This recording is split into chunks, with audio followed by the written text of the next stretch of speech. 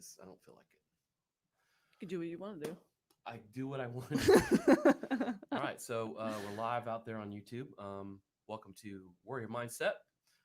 Don't forget, not that you'd forget if this is the first time you're listening, but we have two sponsors. We have Tacticalories. Check them out. Really great seasonings if you're into grilling things. I still find it crazy that I went to high school with him. Yes. It's a weird, small, tiny world. It's a very small world. Like, Yeah. literally graduated like 70 people in my class. 70. Yeah. It was less I than was about 70, the I same. think. It was I tiny. was about the same. I think we had It's crazy. maybe 50 or 60. Yeah, 70. He was a something. couple grades behind me, but Yeah, Casey's awesome dude. Makes some really good, tasty seasonings. he's got a new line coming out too. Of what? I think it's like meats. Like I believe it. I believe it. Anyway, I just The dude hijacked. likes meat. Maybe I'm a little hungry. And then also Strike Force Energy. Either one of those, if you buy the products, use Warrior Mindset when you check out, and we get a little holler back. So got Heather get with us again today. We've done the entire Seal Fit thing. Today's 9/11. Yeah, it is. Yeah. So do you remember where you were? Yep, physics class. Physics class. Mm-hmm. Wow. I was not in school anymore. I was gonna say, I'm like, aren't you in school? I was at my job. I was. It was my senior year in high school. Okay. I graduated in 2002. Wow. Because it happened that fall. So I graduated the next. Yes. Yep. I was sitting beside. I never remember who I was sitting with too. David Bessler. He drew pictures all the time. I actually have some of them still. Oh wow.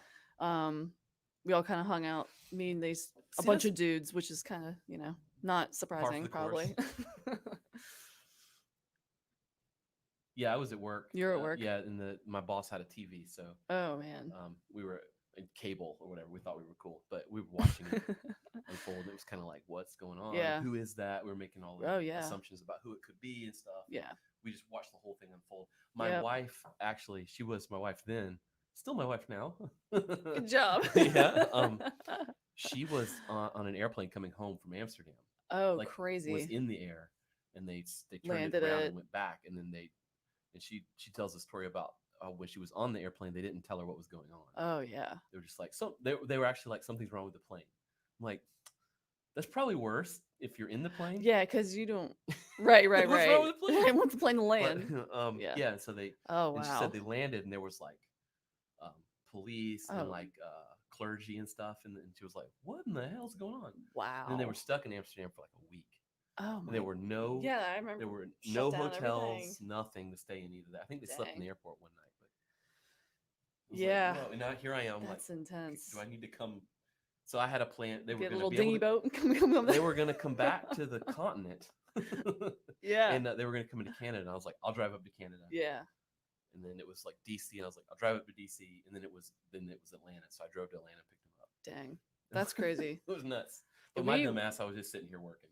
We watched. I remember it coming over the speaker, and then we all got our asses up.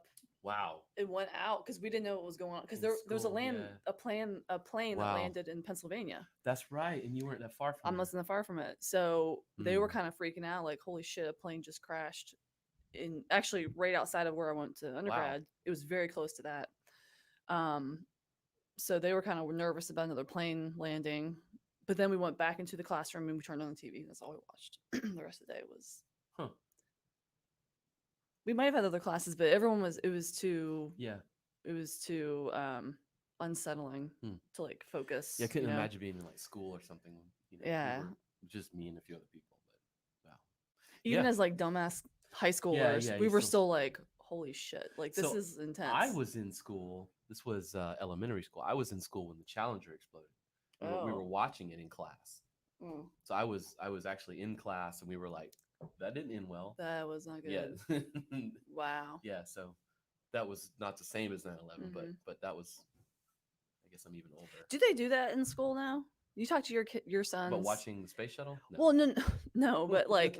We watched like the O.J. Simpson trial, like to learn about the judicial system and how trials work. Like small a tiny little school, we had progressive teachers who like made us do crazy things, like or like watch things. I don't think they do.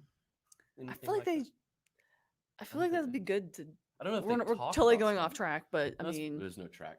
I don't. we I don't don't know know what we're if they doing. do. If they, I know they talk about stuff, but I don't know if they Yeah, would like watch yeah, events on TV and stuff. interesting. Yeah. Because my history teacher made us like, Make sure.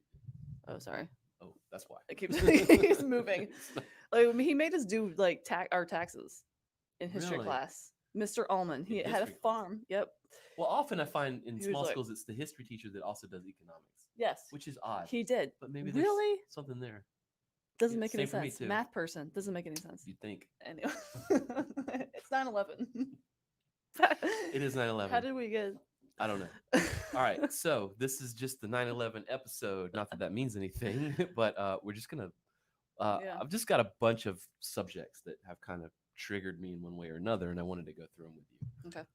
And fittingly, the first one um, is this post from Andy Stumpf. So I don't know if you know the name right away. I listened to his podcast. He's the dude who um, he put out the podcast episode. He worked for CrossFit, and he kind of broke the whole misogynistic, Greg Glassman CrossFit story. He was kind of the guy who kind of came out and said this is all bullshit. But anyway, he's got a great post here about talking about yeah, it's great making your 9/11 post, but really try to live it. Try to not just, I don't know if you can read that. It's kind of small, but I'll try to recap these two. But it's more like people who have different opinions than you, people even in different political parties, they're not your enemy. Your neighbor's not your enemy. Try to just understand and listen and have some empathy. And he's like, don't just do it today, but try to like just live it. You're probably like, yeah, agreed. But anyway, I thought it was a great one to open with, and we'll link these up too when I make the post. But I mean, you just completed a bid for office. I'm sure you saw some or you're on the other end of some disgusting shit, and then also like probably gave your fair share of a fight. You know what I mean? Like how does this ring for you at all? Like I mean, like I just presented you with this like your enemy is not your enemy, but like I mean here you go. Yeah. Well, what I found was that what frustrated me, and I don't know, and when I talk to elders about their experience in life and the political climate, or since we're talking kind of about politics, but either side, I found that in my experience, I wasn't enough of either way for people. Like I wasn't a Democrat enough. I'm like, what does that mean? Like, I believe you should marry who you want, love who you want, be who you want, identify as you want. I believe women should have bodily autonomy. Right. All the things. But because I believe in small business and I have an American flag on I wear American flags and I'm patriotic. Right. Means I'm somehow not. It just seems. See, what is that? I don't know, but I'm urging Democrat, like however you identify, like the flag is ours. It represents all of us. Yeah. It belongs to all of us. Right. So I got a lot of shit for not being enough of one way, and I'm like, well, I'm just me. Like do you think it's like somehow you have a duty to be? I said duty. You have a duty to be very liberal and left leaning because you're a woman. Is that like an expectation? I don't think so, because most women, I should preface this by saying, women organizations here did not support me. Like women in women organizations, women who I'm gonna just say a lot of women that come off as feminists are not. I actually had a conversation with a mentor of mine last night about this, but she's like, yeah, she ain't no feminist. Like she hasn't supported me, she hasn't supported you. She'll pick any man, and so it goes both ways. Right. I don't think it was a woman thing. I think it's more of a party thing. It's a party thing. And I think even this year is a crazy year to run because it's like everything is so heightened. Oh yeah. And everything is also we're gonna get there too. Extremely divided. And that pisses me off because what he's saying is like the rhetoric is so split. Yeah, it's ridiculous. It's ridiculous. We can't even have like a like a norm, like a right. middle of the road conversation. Like you're like anti-American if you know what I mean? Or you're apparently some right leaning Right. uh, Antifa crazy freak Exactly. because you fly a flag in your house. Exactly. It's weird. It's very weird. Right. So I think it has a lot to do with there's a lot going on right now. I mean, we have a pandemic happening. We have 180,000 Americans have died from it. Yep. We have a huge civil rights movement happening, which is, if anyone denies that, come at me because, yeah. Yep. What else? What Well, else? I could just keep going, What but else? we have businesses closing. Yeah. I mean, people are not, they don't have food. Literal government conspiracies. Right. I mean, come on. It's all, Yeah. that's a different, Yep. We'll get there. But yeah, I think what he's saying is like, get over yourself a little bit. Right. And it's not us again. It's not zero sum, right? It's not me against you. It's like, and unfortunately, what sucks really bad is that at this point, it kind of is. You have to, you have to choose, and I hate that. I refuse. I hate. I remember when I voted for the first time, I was like, I only get two choices. Yeah. But I don't. Yeah. Neither crazy, of these right? two are really my favorite. Like. Yeah. Anyway, that's what he's saying. Is like swallow your pride. Like right? It's okay to have different opinions. Yeah.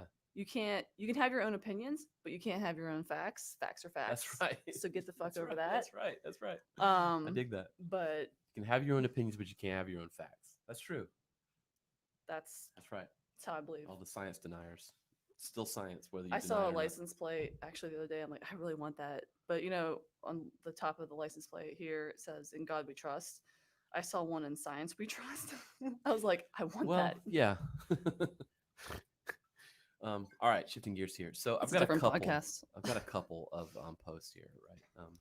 So it kind of started with this guy. So Mike Dolce. This is a little bit older. It's probably from it's from July actually, but he's been kind of pumping this gun. So he posts this post. It's not even about the meme, right? He's really talking about physical health. How do I put this? So he got in some trouble because he posted this. He's like, look, this is not a mask denier podcast. I don't, whatever. We can discuss the efficacy of masks on a whole nother episode. That's kind of dumb. But his point is like, yeah, you got that. You're so concerned with wearing your mask and everyone doing that. But you are 150 pounds overweight. You have diabetes. You aren't doing anything to correct that.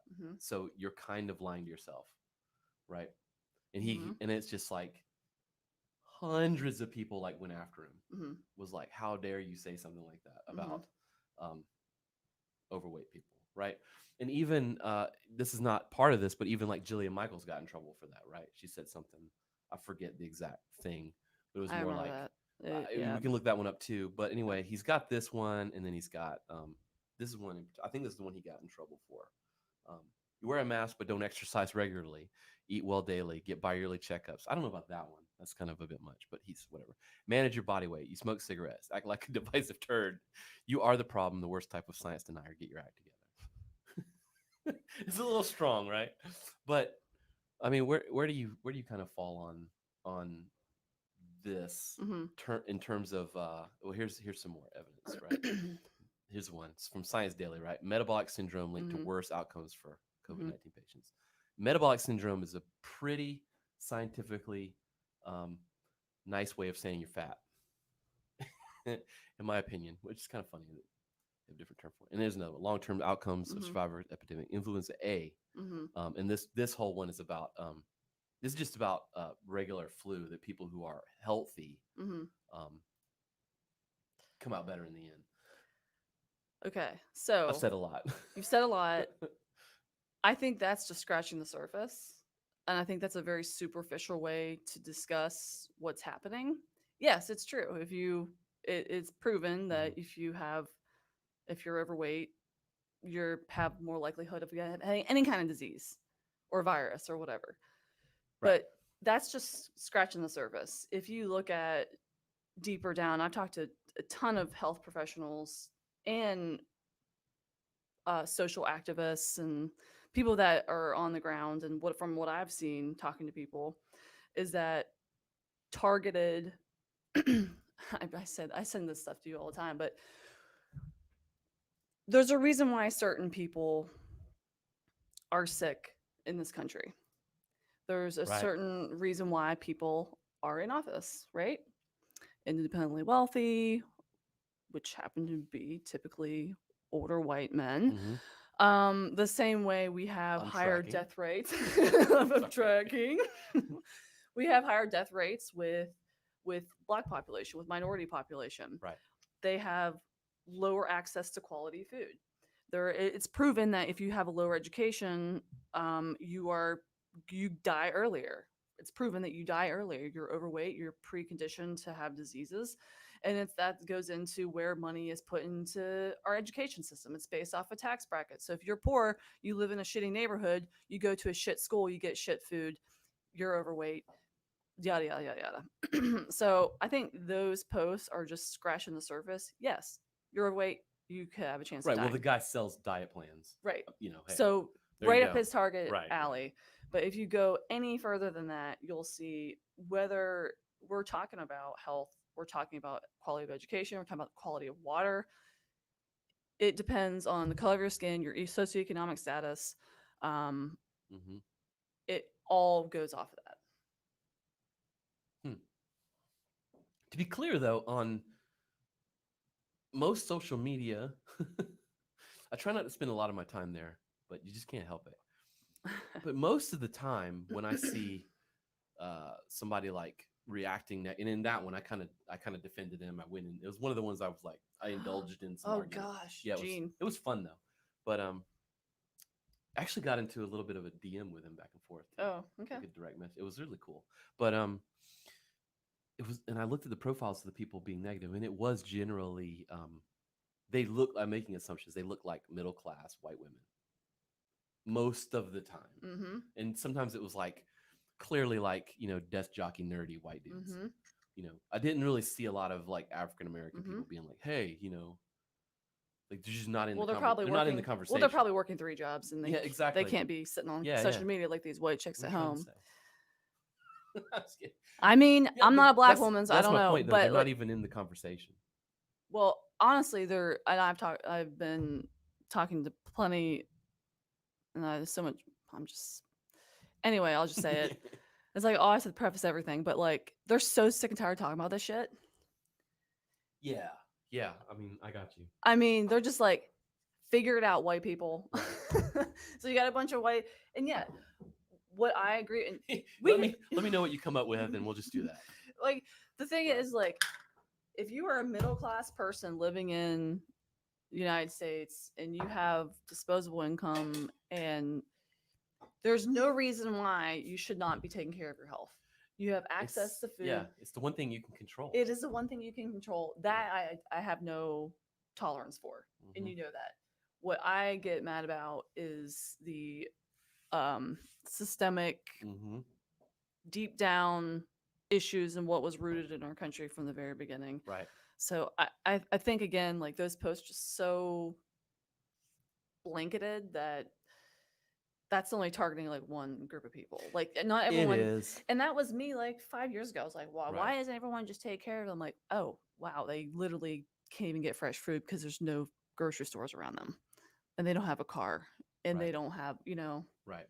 they have brown water. Like, Yeah. That's it's that's interesting. does that make sense though? It does. I'd not considered that side of it in terms of like there's a whole class. I mean, I've thought about it, of just not part of my daily like top of mind thought process of like there's a whole class of human being Mm-hmm. that just they're not even part of this conversation because they don't literally have time for the shit. They don't have. And They're they're trying just to trying feed to their do their kids. shit. Yeah. They're just And you trying to think feed their about like kids. even during all this stuff going on now with like COVID, there's like we call them essential workers, and it's like it's like who's is it essential for? Like it's essential for them. Us. It's not essential for me. Well, but it is for them. we use it though. Yeah. They have to work it. Yeah. And you see who typically works those jobs, Right. and it's minority people. They do the Mm-hmm. jobs that we don't. A lot of people don't want to do, Right. but then that means you have to work 2 or 3 jobs. And Mm-hmm. I've talked to plenty of those people who, that's Right. The idea of hiring a dietitian to help them, they don't it's have not. they don't have money for It's that. not going to They don't have happen. money. They don't have Right. time. They don't like. Right. They're trying to feed their kids before Hmm. anything else. Hmm. So I think that scratches the surface. Yes, to a certain degree, but that's only one little target. Yeah, That's it really one is. little Hmm. niche, and he's trying to sell you marketing or Yeah, yeah. diet That's plans. why he's doing it. I mean, he was hitting it super hard, and everybody Right. was, thousands of hits on his stuff. I mean, fascinating. It was, but let's I'm gonna leave. Let's just go to this one so we don't leave that one on there. Hmm. Yeah, that one makes more sense. There you go. So like, where the hell was I gonna say? Yeah, like part of one of these posts is that even Dr. Fauci Hmm. exercises like an hour a day. Yeah. Like, and he like it's before he was part of this COVID stuff. Hmm. Like there's articles about him and his exercise regimen and all Hmm. this stuff. And he's an old guy, and he exercises an hour a day, right? Yeah. Why do you think that the conversation that like the government's putting out, that like media's putting out, is not about Money. being? Do you think that's it? Money. As long as there's money in, again, this is coming from healthcare professionals. I am not an expert in this, but I listen to people. As long as money has to flow through pharmaceutical companies, doctors, hospitals, there's no reason, as long as they're benefiting from it. Right. Those Right. top like 2 families in the country who own like all the pesticide companies and Right. pharmaceutical Right. companies Right. and data. My brother used to work at one. He was like, you do not want to know what they research Oh about God. people. So as long as there's money in that for people, then why talk about preventative healthcare? Sure. 2 people that you're gonna probably laugh, but Marianne Williamson, who ran for president, Okay. and Tim Ryan, who's a governor in Eastern Ohio. Yep. I know Tim Ryan. He talked. They both talked a lot about preventative healthcare. And I'll be honest, I've interviewed some people. Which one was Marianne? Was that like the rainbows? The and crystals. Yeah, the crystals. Yeah, yeah, yeah. The crystal lady. She got like nixed immediately because of the crystal thing. Which, hey, Chris, there's something. Can't say much. I don't know. I've met her. She's a very sweet lady. She sat and listened to me for like 10 minutes. I mean, you say one wrong thing and you're just done. That's how it works. Well, yeah. Cancel culture is a different. That'd be a good podcast. It would be. We can get on that. I need to do some research on that, but it's true. Like if you we know this. If you pay for $100 gym membership over the course of your life, right? You eat relatively well 80% of the time. Your chances of having heart disease, needing open heart surgery, right, they go down drastically decrease, and that even paying for that over the course of your life is cheaper than having a heart attack. Yeah, pretty straightforward, right? So why else would Yeah. Not only lining the pockets, of course, because it comes down to money in the healthcare industry. Sorry. That is a vast conspiracy theory you just threw out there. It's not a conspiracy. No, it's just it's not a conspiracy. Capitalism is not a conspiracy theory. It is not. Right. It is one of those things, I think you call it a fact. And that's why I loved Elizabeth Warren, because her goal was to break up those big companies, because they own so much of even our food distribution in this country that it's sick. Yeah. Anyway. Yeah. So this is another one I thought was good timing after that one. And admittedly, I spent like an hour on Instagram debating people, but but this one, this is Mark Manson. If you don't follow him on Instagram, I kind of recommend you do. He's the guy who wrote How Not to Give a Fuck. Is that I forget the actual title of the book, but it's something like that. It's got fuck in the title, but moral outrage, right? And it's like, it feels right, to be so outraged over something. Yeah. But it's actually pretty dangerous when it gets down to it. Because I just wasted an hour on that guy's Instagram page helping him sell more diet packages or whatever he was selling. You did. Right. But like, jeez. But it's more like this made me think of something where it's like, okay, so somebody does something wrong to you. And you have every right in the world to be just furious, and you let them have it, right? You just like, I am in the right, and I'm gonna you're gonna feel my wrath. Yeah. You know what I mean? It doesn't mean you should. You know? I don't I don't understand that. Like Where do you fall? I'm following out. I'm trying to follow this. So being angry at the internet. Well, I think the internet has allowed people, especially right now in quarantine, even Right, that doom scrolling you can literally just is a pop term. off Yeah. and never meet the person in Right. person. Right. So this is a little experiment I did at work. Try this sometime. Okay. So I was working on this really big project. I'm not going to mention the company, but the person who is like their account exec is an asshole. Oh no. So we had meetings with them, and we were just doing it over phone call, and he was a complete asshole. I'm like, okay. So I scheduled everything. I'm like, everyone has to turn their camera on. Just as an experiment. So it's not like social media. You have to actually see the person. You have to interact with them. And he was as nice as can be. Yeah. I'm like, if you're going to be a dick, you're going to have to look me in the face. You're in his face. Yeah. So same thing as like, I feel like social media is like a facade, and you can kind of just pop off and be who you want. And it's easy. That's super fascinating. To go off. But it worked. So I'm going to keep doing that to jerks. Okay. To jerks that you work with. Make them look at you in the eyeball. You know, yeah, that's really interesting because it's often like that. I find with emails. So yeah, somebody will be kind of nasty and like demanding an email, and then like I'll just call them on the phone. I'm like, so we discuss your email. Like they're like, bro, it's all good, man. Just whenever, you know. The tone of things. It's funny. Yeah. No, I'm pretty sure their tone was crappy. And then they played it off. Like, they're like, oh yeah, like, when you're in person, they're like, whatever. It's probably the same thing. So if you're, especially when you're literally looking at somebody, you're like, I can see your face. Yeah, you're being a dick. It's interesting because we also have a lot of people at the gym, or people that I know are very, very vocal on social media. Right, but and then in person they don't say a word. Shit, they like sit in the corner like, what the. That doesn't add up. Yeah, because they're coming in and you're like, this person's gonna. You put this like skin on. Yeah. On social media, and then you're like a completely different person. It's like we have two different personalities. Yeah. You got your Facebook personality and your real life personality. Yeah. It's kind of messed up. It's kind of messed up. I don't think I like it. I don't know if that answered your question, but kinda. All right. So before we get too much further into these things, I made a post. Ooh.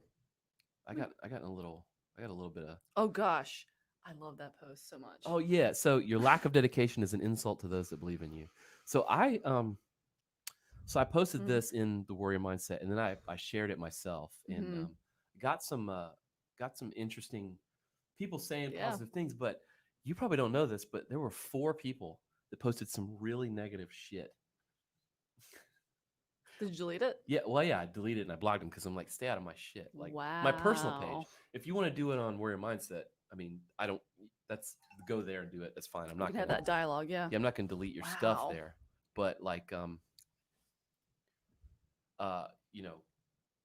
Let's talk about that post though. Here, that was a good post. Like in my own personal thing, I was like, no, you got to go. So one person accused me of guilt shaming people into listening to me.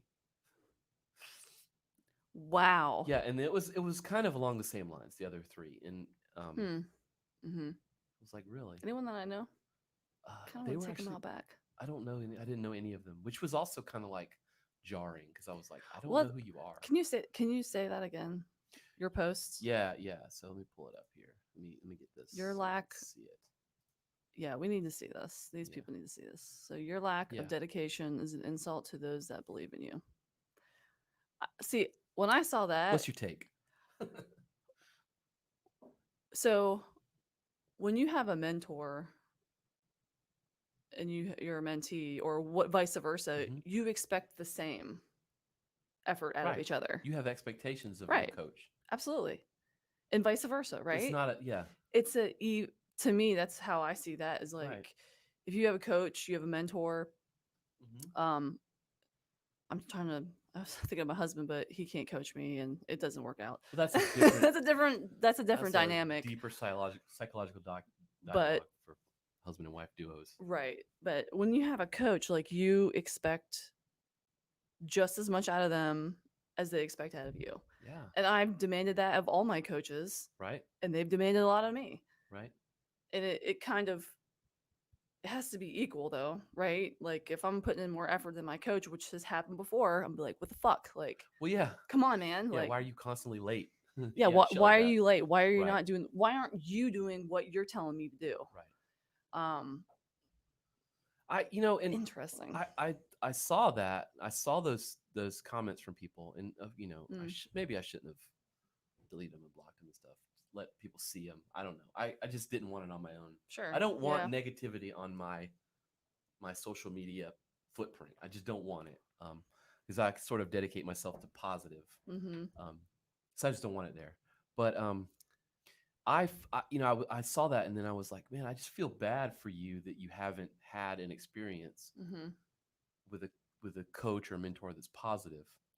That's my read on it. I was like, man, if Yeah. maybe you haven't had someone really demand your best.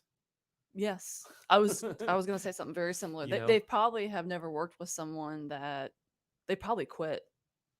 Yeah. They've probably quit. They probably never They started. probably half-assed something. Right. They're probably people that never finish anything. And I don't say that as a negative.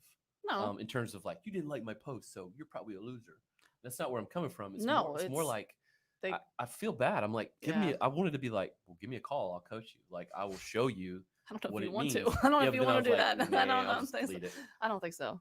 I don't need any more quitters. But like, yeah, that was really it. And it was just weird to see those pop up and be like, wow, people really, it triggered people. Yeah.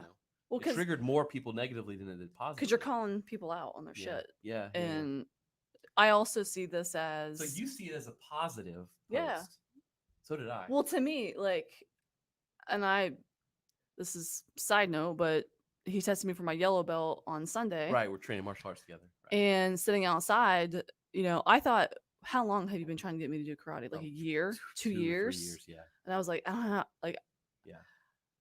Because when I do something, and you know this about me, but you go all in. I go all in, and I told you, and I tell this to your face on camera, but I don't want to let you down as a mentor, right? And as my sensei, like I want right to level up, because you know that on the other side of it, I don't want to let you down. As no, because I know you're thinking about this all the time. I will do what I have to do to make sure you're getting what you need. Right? Yeah. And that's how I see this is like I know, like even coaches at the gym, like we think about our members all the time. Of course, yeah. Each person. Yeah. So then when they quit, we're like that hurts us because we don't see it just as a money transaction. Yes, it pays the bills, it keeps the lights on. We're not like millionaires over here, please. If you think we are, it'd be great if we come were. spend some time with me. I'll exactly. Show you. I'll show you all my bills. But we personally want you to do well, and that hurts, like because we genuinely care. Yeah, I don't want to see you give up on something. Don't be surprised if you quit and we're like, well, fuck off. Like, well, yeah. I mean, that's kind of a defense mechanism because we're kind of hurt. But yeah, coaches have defense mechanisms too. Of course. But honestly, you just quit on somebody. It's like not being. It's like I don't know. It's really weird. There's a whole bunch of shit there. Oh man, that's a lot. But my point was that like, I saw it as a positive thing, right? I saw it as like, and when I shared it, when I put it in one place where mindset, it was as a coach. And then when I shared it, not that anyone should know my psychology, but when I shared it on my own timeline, I thought about myself as a practitioner, not as a coach. And so I just wrote "yep," because as the person who receives it, I felt the same way. You know what I mean? Oh, people probably thought you were just That's some insecure shit right there. It is, and I know that's where it's coming from. I'm not like really. I didn't lose sleep over it, but I saw it as a positive. Yeah, because it's just interesting. I've been a mentor. I've been a not a great mentor, and I've learned through that. But I've also had some really crappy mentees, and I'm like, why am I even doing this? Why you're not doing? You're not doing. You said you were going to do right. Yeah. Like I've tried to help people get jobs and look at their resumes. I'm like, well, send me your resume. Never get it. I'm like, well, I can't help you. What are we doing? I can't help you. So done. You're not trying. Right. Yeah. I think you gotta meet me halfway. You gotta try. Just meet me halfway. And it's so funny that the bar in this world is so low. It's very low. All you have to do, and I'm telling you, if you're watching this and you're wondering what's the secret, the bar is so low. Just show up. All you have to do is try. Show up. You don't even have to win. That's what's so crazy. You just have to I try know. and just don't stop trying. And that's it. That's what I tell my kids. Like, you just have to try, Just man. keep going. And people will reward you because it's so inspiring to see someone just try. And it's like, shit. What? Yeah, What? I know. It's like, what's going on with the world where it's not like, Mm. I mean, and I feel like that's maybe it's because I'm getting older and my kids are getting older. I've got a senior and my youngest just started high school, but like maybe that's why. But it feels like it used to not be that way. It feels like when I was younger, it was like you played Yeah. a sport. If you lost, you didn't go get pizza. We went home and You lost, and the coach was like, "Well, see you tomorrow in practice." You yeah. won, you went and got ice cream or pizza or whatever. You know what I mean? It's just now it just seems like we're all going for pizza regardless. I think You I've know what I mentioned mean? this before. This is how I was raised. So I was raised rural Pennsylvania, watching the Steelers, like Iron Curtain, like Iron Curtain. hardcore. Yeah. Well, you know that defensive line, Yeah, the I defense, remember that very well. dude. Like Yep. I grew up in my diapers. Like my first memory was watching football. Hey, I drafted the Steelers as my defense in my fantasy football league. Oh, did you Just saying. recently? Just on last Sunday. Oh Yes. gosh, Saturday. no, that's a different story. I'm boycotting right now for other reasons. But going back to football, shit, I forgot what I was gonna say. Mm-hmm. What were we talking about? You said boycott, and your brain went blank. Jeez, man, I went off a completely different tangent. Oh, James Harrison. James Harrison. Do you remember him? Yes. Yeah. And he popped off about participation trophies and He's not how wrong. he's Yeah. like, what's with all these helicopter parents and everyone needs a participation trophy? He's like, you What's that? lost, you don't get a fucking trophy. Go try harder. It's a good lesson to lose. It's okay. Right? Yes. I mean, that's how you got to lose at some shit. That's the next thing. Oh, look at that. Nice segue. I don't mean the hurt. So it's the same guy. 3 things about success no one tells you. Before you are able to be good at something, you must first totally suck at that something. It is impossible to do something important and impactful without feeling like a fraud, as though you somehow don't deserve it. And then finally, the more a major life decision scares you, chances are the more you need to be doing it. Mm-hmm. This guy's like, he posts like 10 things a day and they're all solid gold. You could just do an entire weekly podcast about what he posts. But just the first one alone, right? Like, I think that kind of ties into the other thing. Maybe why it triggered so many people is that like so many people are scared to start because they're scared of what they're going to look like. And they're scared of what other people's opinions are going to be. So they're scared to suck. Yeah. You know what I mean? And anytime you start something new, you're not going to be good at it because guess what? You're new. Like it's logical. Yeah. You know? And I think I see it's kind of interesting because I did bodybuilding, whatever. I believe if you don't do something every year, then you're not really like the marathon sticker. I take it off my car. I haven't ran one. You know what I mean? Let's talk about that too in a second. Because I want to talk about that. Yeah. Because I know you have experience with this, like as in karate, with getting in your. Anyway, you have opinions about this. But I do think that, like, people saw my bodybuilding pictures, like, oh my god, you look so good. By a bodybuilder standard, I did not look good. Okay. I did not have a bodybuilder physique. I was strong. I was a skinny CrossFitter. I had a six pack. Like my physique, if you look at bikini bodybuilders, like that was not. I got you. I was not what they wanted me to be. You're supposed to just be like huge. No. Well, they want like a sucked in stomach. Like they want certain things. Say I got you. And my the physique, aesthetic is slightly. My physique, literally what I looked like was not what they. I got you. But people didn't fucking know that. Yeah. Like, so muscles you do and big bodybuilding. boobs. Basically, Yeah, okay. fake boobs. I got you. And then a sucked in stomach. Yeah. I had a 6-pack. Got you. Bikini chicks, they don't. Yeah. They're built a different way. Right. But I mean, you're just like, I want to crush it. It's like, no, you should just be focusing on like aesthetics. What happened? I forget. No, you were the way you worked out. You were just I was crushing it, dude. I was so toned. Like I look back, all my best PRs are within like 3 months. That's what I'm saying, but I don't know that like preparing for what you're describing, really PRs matter. No, but I wanted to because I'm crazy. Like, fucking doing it. But I was like a machine, man. Yeah. I was tuned in. Now a month out, I was like emaciated and falling over.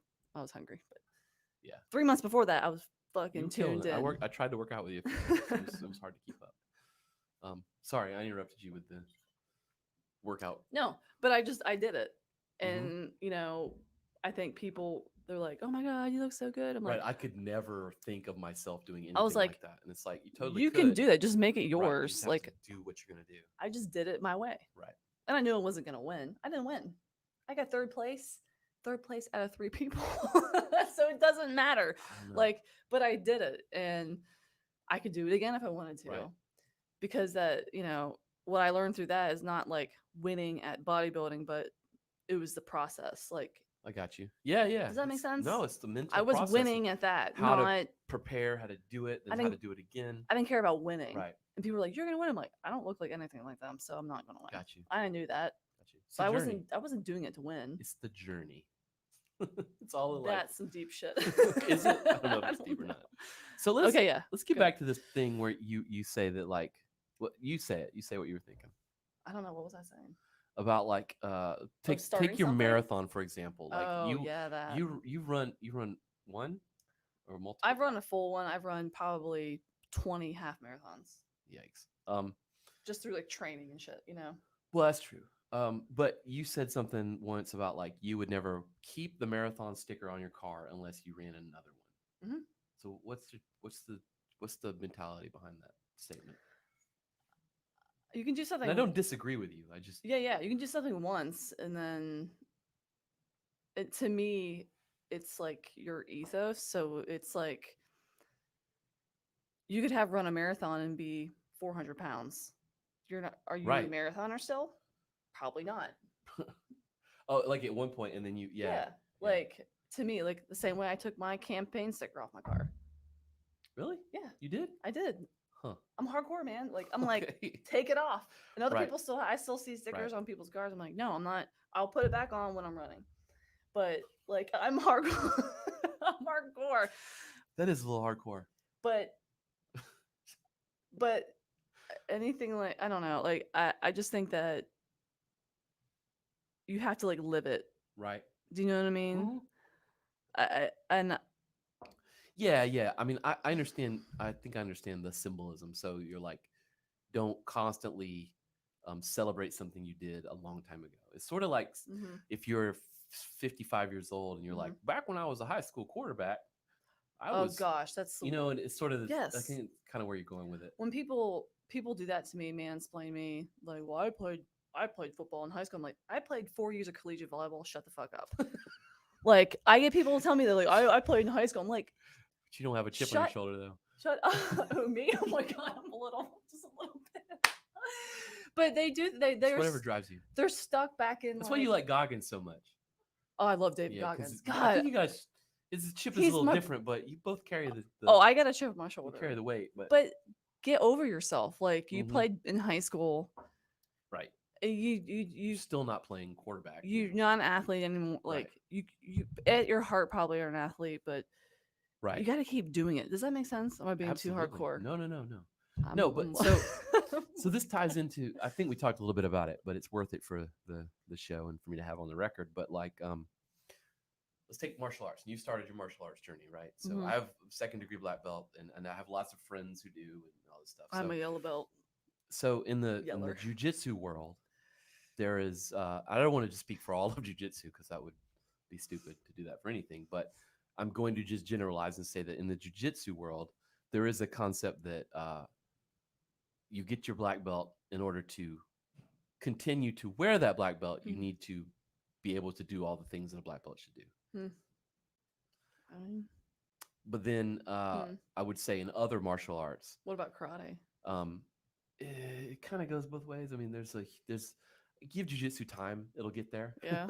Jiu-jitsu is fairly new in terms of like being popular for maybe like at this level for 10 or 15 years, whereas karate's been around since the 60s, 70s, you know what I mean? So they got a little more time. Then just put water everywhere. That. You got a drinking problem. So they've had a little more time to be more commercial, right? Yeah. Jiu-jitsu doesn't necessarily have an after-school program plugged in just yet. Some of them do, Hmm. karate, taekwondo, more traditional, Mm-hmm. they definitely have those. Does it depend on also who you train with? It absolutely does. I mean, that's Absolutely the does. standard, It absolutely right? does. But I would say I kind of fall somewhere 50-50 on that, right? Mm-hmm. Because, like, taking your analogy of a marathon, like, because I can't run a marathon, does that mean I can't teach you how to run a marathon? So there's a Um, slightly different component, and I've heard that no, same argument I don't think so. from for martial arts. I think that those that cannot do teach. I've heard that a lot, I've heard that a lot. and I agree. Yeah, We won a state championship my freshman year in college, and he never played volleyball. He was a got you, football coach, got but you. he was a He's great just a coach. good coach. He was a good coach. Right, He knew the sport. right, Never really played. Kind of sucked, actually. right. So not necessarily, but I think it's That's a like common theme with fighters too, where mindset, it's like, oh, you've never fought, so how can right? you coach me how to fight? Yeah, I don't necessarily believe. I don't know.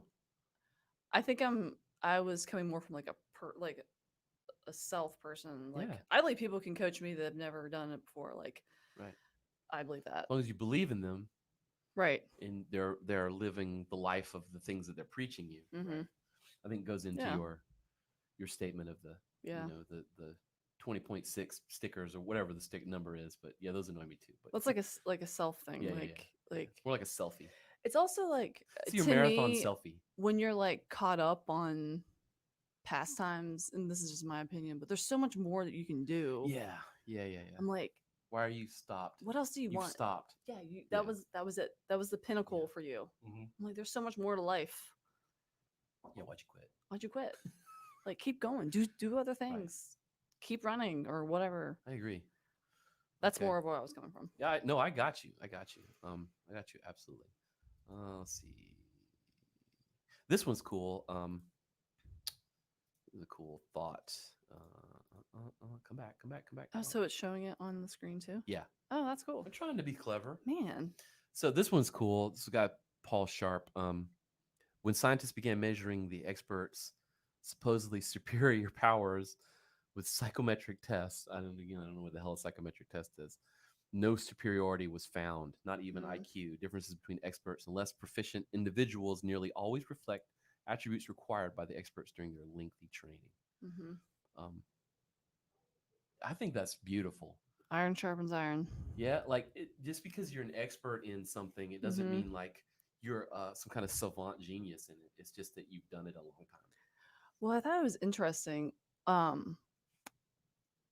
In the paper that I wrote for my test, Yeah. It was a good paper, by the way. discipline. Mm-hmm. Oh no, not discipline. Yeah, discipline can mean a couple different things. That's right. And that is also discipline. Yeah. To focus on one thing and be an expert within that subject matter. Yeah. That's why they call like professors who literally do research for a living. That's their discipline. Discipline. Interesting. You know what I mean? Word. I never thought of that. Yeah. So there's a couple of different ways to, and I didn't take it that way. That's a different paper, but it's also what I like about the word discipline in the context of like martial arts and life is that it can mean what we think typically is like persistence, doing the work, consistency, blah, blah, blah, grind. But it also means that also develops like a intense laser expertise in a certain area. Yeah. So easy. That makes sense. It's funny how it's an easy track to understanding. Yeah. You just do the same shit over and over and just over. Keep repeating it. Figure it out unless you're like dumb or something. Yeah. Like which happens, Yeah. but like you just keep doing it. And that's also like wisdom, like wisdom. Yeah. What I, even though sometimes, people can be younger than you, like Ibrahim, for instance. Right. He's been doing CrossFit for 10 years. Yeah. Like, yeah, he's got some he knowledge. knows his shit. Yeah. Like, I listen to him when he starts talking about stuff. He nerds out, man. Yeah. And you're like, whoa, where did that come from? Because he and he knows it. Sometimes it's hard because he's younger than me. I'm like, don't tell me what to do. I'm like, oh, you know your shit. You probably should. But it's also like, we were watching a playoff game, and one of the coaches, I can't remember which one, he was young. I'm like, my God, that guy is so young. He's like, yeah, he's like the youngest coach ever. But he's, some people, it's just You can be young and know a lot You can too. still know. I mean, if you've done the work, you can't deny it, right? Yeah. All right, so let's switch to non-digital media. So, if you can see that the newest issue, so I'm a nerd, Black Belt magazine. It's not really a great magazine, by the way. No. Don't waste your time on it. Sorry, Black Belt. There goes my Black Belt magazine sponsorship. But it's a great article on Jocko, Jocko Willnick, and I'm sort of a disciple of this guy, as most people. But they're comparing him. The article or the interview is comparing him to Musashi, and you'll get into Musashi later if you haven't already. I don't want to discount what you might have done, but Musashi's a legendary Japanese samurai.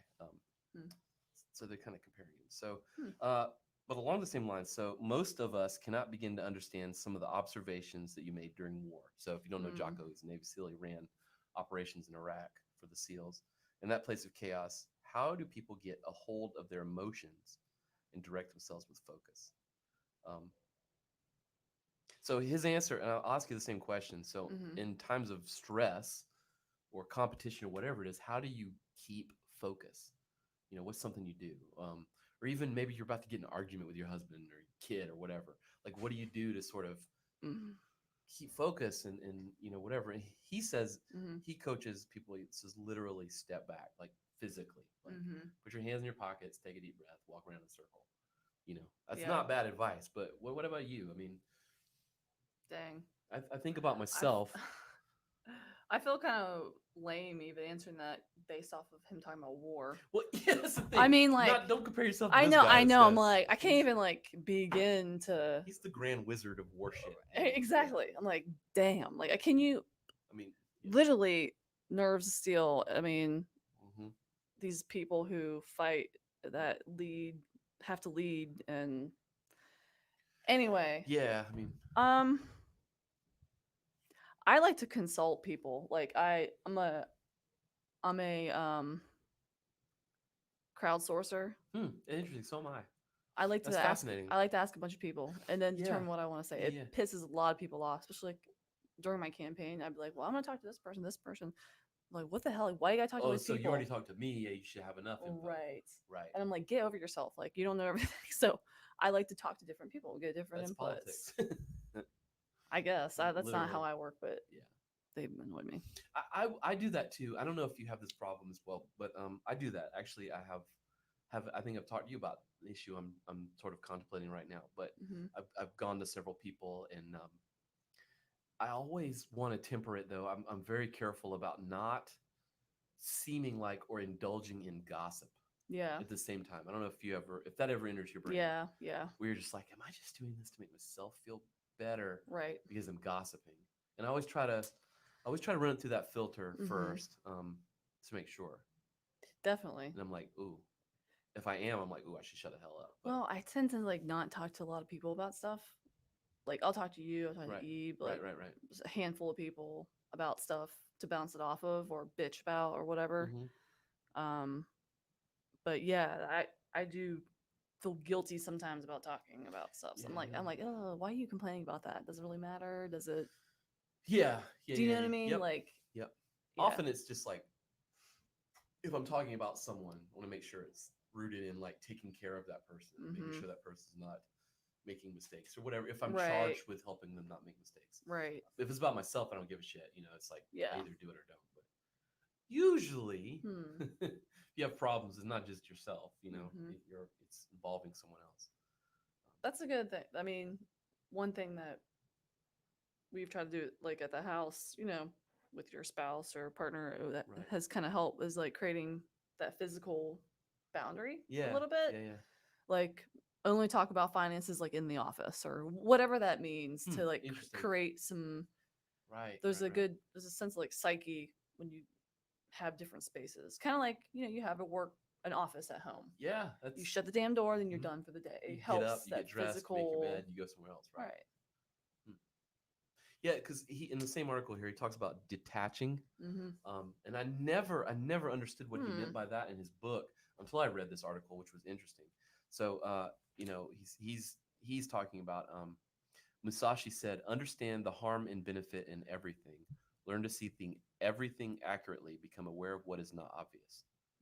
Musashi is very hard to read sometimes, but but the guys ask him, "Do you see this as detaching? Is that what you mean?" Um, yeah. So the point is like, and it hit me once I read this article. Like, how often do you not like if you want to be super sensei, you want to be super, level-headed human. Mm-hmm. You got to be able to see everything, right? Like the whole, like the whole you want to picture. be the general, seeing the whole field of play, right? But Right. how often do you not see all those details, or you're blinded, or what would they call it, tunnel vision, Mm-hmm. because you're like just fucking pissed off, Right. or Yeah. like you're so focused on this one thing that you can't see the bigger picture. I think that's what he means by detaching. I guess, yeah. It kind of reminds me of in the way the seal when Mark Divine talks about front sight focus and then Maybe it's the same thing. wide focus. Yeah. Like, I think maybe it's talking about that. You have to be able to, like, obviously talk about, okay, if I'm going to shoot a bullet, I need to hit right there. Right. But in the great scheme of things, I have people moving over here. I got Yeah, this. yeah. I got to make a decision. How do I get to You gotta that? really make sure I don't shoot them. Right. Yeah. So, like, I think it maybe that's what we're talking about here is like being able to see the whole field. Yeah. At the same time, like you have one mission, and that's like that. Right. And it's kind of Does that like make sense? it's kind of like being in the zone. Yeah. You ever been in the zone? Yeah, man. Yeah, it feels good. Feels really good. But like, what does that mean? Like think about when you're in the zone. Like, do you have that sort of detachment? Mm-hmm. Like, do you personally? I don't know that I do. I don't know if I'm in the zone. I would think.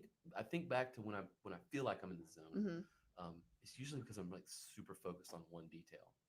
That's good. That's what I feel like. Yeah. But I mean, according to this guy in the greatest game around the planet, that's wrong.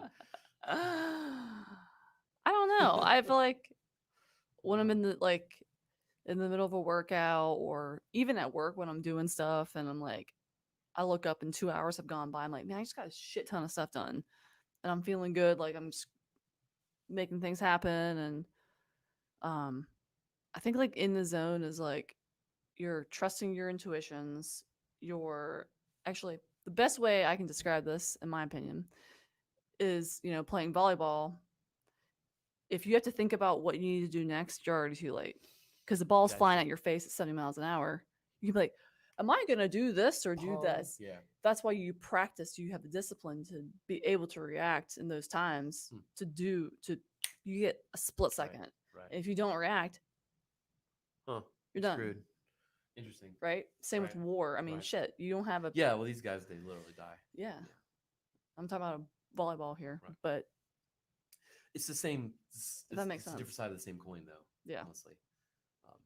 Yeah, it is. It's just something interesting to think about. I think about being in the zone, as a martial artist, too. Like, how do you kind of tune into the other person, It's kind of like meditation, like... Very much. I'm thinking of, like, basics. I'm very new at this, but the idea is, obviously to do them perfectly. As perfectly as you're capable. As you're capable. But that means not fucking with your hair or tying your belt on, like, fly lands on your face. You just keep fucking going. Unnecessary things. Right. Yeah. It gets to the root of like just detachment. So if you can do like that, then yeah. It took me. We'll talk about basics. Talking about basics in karate and martial arts, which is just reviewing, doing the very minimal basic things. It took me a long time to get there. Yeah. And I think, and I think that's what he means. Yes. Being able to detach from the emotions, because early on I was very caught up in the emotions of making a mistake. You're like, dang, I messed up. You're like, more push-ups. yeah. So you make a mistake, you do push-ups, but and I think the push-ups are there to give you like the heat that you need. It gives you the friction that you need to make you try. It also makes you stop. Oh, it can reset you. And reset you. Yes, it can. If you just kind of 20 in a row, yes. Right. It's kind of like missing a play. Yeah. And you're like, am I going to sulk for another 10 minutes or am I going to try to get the next ball? Or whatever you're doing. Possible that there are different types of being in the zone? I think there might be, because I can tell you that I've been in the zone during basics before, and I think I have been very detached, like just detached from reality. And it's just like, whatever the word is that I need to do, that's the only thing that I'm tuned in on. Yeah. Right. Not what they're doing or surroundings or what people might be thinking. Mm-hmm. And I've been there. But then I've also felt like I've been in the zone when I'm like sparring someone. Mm-hmm. And that's a very different feeling. Mm-hmm. You know, that's like a feeling of overcoming someone in front of you. Right, because you have to deal with them too. Yeah. So Yeah. maybe there's different things. I don't know. Yeah. I don't think we're gonna solve it today. Be good if we did. So another question that was posed to him: what makes a good leader? Lesky, what makes a good leader? Not what he said. I think it goes Read back him. to your posts.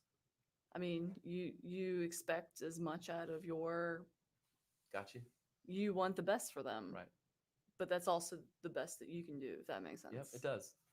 So. It does. Yeah. And then lead by example, doing what you say. That was my next thought. Yeah. Yeah, you have to be there. Yeah. At the level that they want to attain. It's like to lead them. You know, it goes back, I think, just paying your dues, if you will. Like you lead by example. Mm-hmm. Yeah. I mean, you don't tell somebody to stop doing something. You get respect. Yeah, you can't be like doing it. You need to lose weight. Quit eating donuts while you're eating a donut. Yeah. Right. It's not going to go very far. Right. Yeah. So he says, we'll say what he says. He says good leaders are humble, and bad leaders. He's very simple. The thing I love about Jocko is that he's able to like say. He's like a samurai. He's able to say very deep things to the root of it and communicate very deep thoughts with like very minimal words. What makes a good leader, Jocko? Good leaders are humble. Bad leaders are not. Fuck. Well, never mind. Like, delete the last 10 minutes of our conversation. Duh. Right. But, it kind of goes into some other things too. So the question, they talked about quitters. So why do some people quit when they get humbled or when they feel uncomfortable? Right. I think that's the root of like this entire podcast. But like, man, they're talking about quitters, and he was saying like, most people quit when they get like a little bit of adversity. Why is that? It's like the David Goggins video I really? posted. Like, he's like, adversity is good. Yeah. You can learn so much. It just depends on how you. This guy has a shirt that just says "good." Yeah, that's what it means. I love it. Yeah, good. I mean, right? It's good. Use that to be better. That's, and also people living in the past, like rehashing their past, or it's all I hear about is their past. I'm like, oh my gosh, like make some future. Live today. Yeah. How you want to be tomorrow. No kidding, man. Plant those seeds now and use that. Don't talk about it all the time. Right. Like if I went around and talk about my alcoholic father, people would be like, just fucking Debbie Downer, man. Obsessed. Yeah. God, like move, like you learn from that, but then you move on. Yeah. I know a lot of people with those in my life. Oh my gosh. I'm like, stop talking about your past. Rickson Gracie, is a famous jiu-jitsu guy, but make yourself comfortable in uncomfortable situations. Sort of they dug into like training. So when you're training your students, how you get them to overcome discomfort, and I find that to be interesting in terms of like you've coached people, but like, I can crush anybody in 5 minutes.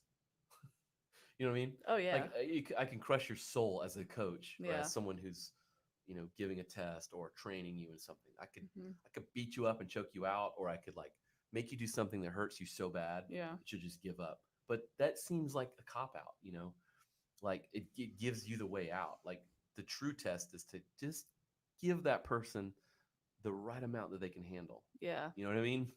And have them overcome it. And that takes knowing your people that you coach very well. Yeah. It's hard to do. You have to know their limits. Like, or are they just bluffing and you don't really know? Right. It's interesting. I hadn't thought about that. Come on, we all know those people who think they can't do anything, and I know. And they wind up doing it, and you're like, see? Exactly. You can totally do those handstands. You scary. can do it once, you can do it more than once. That's right. Don't show us you can do something. Yeah. It's like learn how to use the mower. The mower?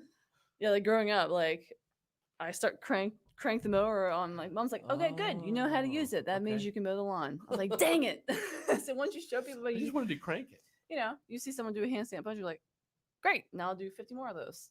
Like, but I can only do one. I'm like, nope, you did one, you can do more. You can do 50. That's you kind of give me anxiety. That's fine. You're like, no handstand push-ups. uh, all right. So the last thought here. They're discussing Musashi, and this is an interesting thought. The true science, I think, no, whatever. I forget who said this in the conversation. The true science of martial arts means practicing them, martial arts, in such a way that they will become useful at any time in your life. Teaching them in such a way that they will become useful in all things. Um, so Musashi says, if you know the way broadly, you can see it in all things, right? I see memes, posts, whatever from the standard like inspirational people, whatever, and they're so like simple and easy and straightforward. And you're like, well, duh. But like at the same time, a T-shirt from Jocko that just says "good" on it, it's so deep, right? Because there's so many meanings behind this stuff. Yeah. I don't even know what my question is, other than like add to that. But like, I mean, this takes me back to like doing production work. Stay with me for a second. But what I learned doing production work, like shooting commercials for TV, it is easier to write, shoot, edit a minute and a half commercial than it is a 30-second commercial. right. It's hard to edit your life, whether that's shit in your life, Right. whether it's your philosophies, whether that's stuff in your house, shitty friends. Like, it's hard. That's hard to do. It is. It really is. To say no. Yeah. But also like use less words. That's hard to do. It's wise.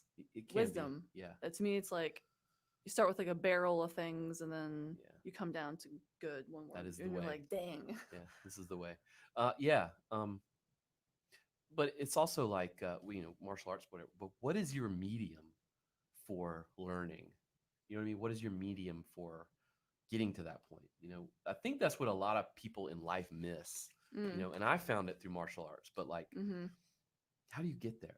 Like everybody wants this goal of like you're saying, editing your life to it so it's right. And we all know that. Maybe you don't know, but that's how you get there. Right. Like if you have a goal you want to achieve, you have to do things and work and change things and achieve it or whatever. But like, what's your medium? I think most people miss that. Like, what's the glue that gets you there? And we come full circle back to coaches. I think most people look at a coach and they think it's like a silver bullet. Like this is gonna do it, but it just isn't. Like you still have to do it yourself. Yeah. The coach is a guide. But like, where do you find it? I mean, you've been working on yourself for a while. You learned some shit. I don't know. I see it kind of like Plinko. The Price is Right. Oh, Plinko. Ding, ding, ding, ding. I mean, it's not a straight line, but you just keep going. Yeah. And you just, I thought you were talking about the game that you pull the sticks out and the ball falls through from it. That could be it too. Like, actually, shit. That's a good analogy as well. I like analogies, but yeah, Plinko works. To me, it's like not a straight line. You have to move forward. You either choose to end your life or you just live a day at a time, and you choose the ball's gotta fall. The ball's gotta fall. Right. Which path you choose. Right. You go this way or you go this way. It's either random or you guide this it. way right? or this way. Right. Right. So, and I try to do that through everything, whether it's at work. I'm like, okay, today I'm gonna take better notes. I'm gonna ask better questions. I'm gonna, I don't know, do whatever. Or right. You can learn through everything. I think so. I hope so. I mean, even I try to like gain inspiration from like driving down the road. I'm like, I've tried to change like people. This car, literally, I was driving to the chiropractor this morning. He blew beside me, probably going 90 miles an hour on the median, like on the side of the road on the interstate, within like this close to me. I saw him coming behind me. I was like, okay, he's gonna do this. We're gonna do it. And I'm like, I hope you get where you're going, sir. Yeah. Or lady. Yeah. But I try to like do it through everything. Right. Yeah. Instead of just like getting completely irate with this person, flip them off. I'm like, dude, you could like run me off the road. Right. Right. Yeah. So that's back to like you morally right to get mad and flip the guy off. Sure. Like what is that? What does that really solve? Going back to the first thing you mentioned was. But anyway, that's more like what tool set are you developing? Like, how are you developing that tool set? Like, what? How are Mm-hmm. you? You've got a goal you want to achieve. What's your plan? you know, I Oh think my so many gosh. of us just like we just kind of go, I want that, and then it's like, Mm-hmm. well, it hasn't happened yet. Mm-hmm. Um, I, it's I debilitating. I think also for me at least, I'm a bit of an opportunistic person.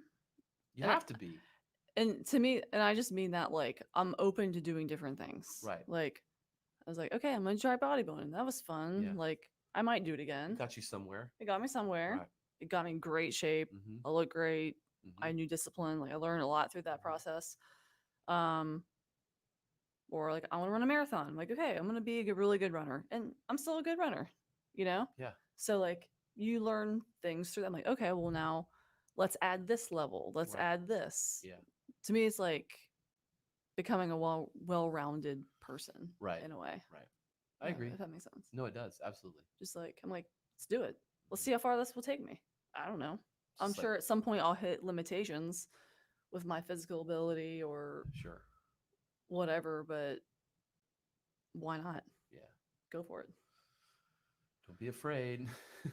One day at a time. Yeah. Awesome. Get yourself a mentor who pushes you as much as you I agree. want to be Yes. pushed. Yep. Or, or just kind of emulate someone, that you look up to. Yeah, You can do that too. A mentor doesn't have to be like an official like blood sign deal, it's true. between you. You can just like Like David Goggins is probably I love him. he's definitely mentoring you in some way Fuck. because you send me his Well, stuff all the time. he also like I've I had to deal with like how direct I am. I'm like, well, maybe I need to be softer. That dude That's just is not who I very am. direct. That's just not who I am. Like Yeah. he speaks to me, man. Very, That's yeah. how I am. Yeah. That's how I want to be with people, but I can't because I'm probably make them cry. I But don't think he cares about making you cry. no, he doesn't. But I just Yeah. you find that person, you know. Anyway, He's the one for you. he's the one, David Goggins. You're great. Give her a call, bro. All right. That's today's episode. Your 9/11 edition. It's good stuff. Yeah, man. Thanks. Thanks, Gene. All right. And dead.